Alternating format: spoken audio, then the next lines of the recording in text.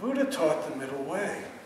Bring your understanding, bring your wisdom to the moment, but don't attach to it so strongly that you actually miss what's happening. So it's actually quite a bit more nuanced than do and don't. Do and don't is the game we play when we don't really know. What we're really working with is finding some comfort with ambiguity. It's that discomfort with ambiguity that gets us to jump towards certainty, to move toward what we think is right based on what the teacher told us. If we can, and when Karen gave the meditation instruction, she talked about breathing into our abdomen, breathing into our lower abdomen. The reason we stress this lower abdomen so much is it gives us some stability and, I would say, ability to deal with ambiguity.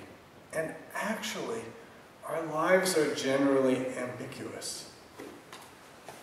And rules, though they help focus us, they don't really do that. They're not that helpful in dealing with the situations that we find ourselves in, because the situations are different. Now, some rules are helpful. Rules become most helpful when we don't know what to do. So we say when we take precepts, ever since I first went to a precept ceremony at Empty Gate Zen Center, which was probably 1979, I remember Zen Master Sung San saying, when we took these precepts, know when to keep them, know when to break them, know when they're open, know when they're closed. So some schools of Buddhism are quite rigid with the precepts. You just follow them. And perhaps there's some value to that. But the Zen way isn't quite that easy. The Zen way is know when to keep them, know when to break them, know when they're open, know when they're closed. And then he would say, the precepts are like a roadmap. When you're confused and you don't know where to go and you don't know how to get there, take out the map and look at it. But if your mind is clear and your heart is open and you're in the midst of the situation, allow the situation to be the roadmap. And a lot of times rules contradict each other.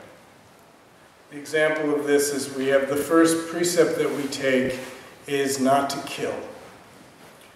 The third precept, I believe it is not to lie. So imagine you're in the forest and a rabbit runs by. You'd probably be in a meadow when the rabbit runs by. So you're in the meadow and the rabbit runs by. Went that way. A minute later, a hunter comes up to you and says, did you see where that rabbit went? If you tell the rabbit it went over there, you're going to contribute to the rabbit's death. But if you tell him the rabbit went over there, you're going to lie. So you're stuck.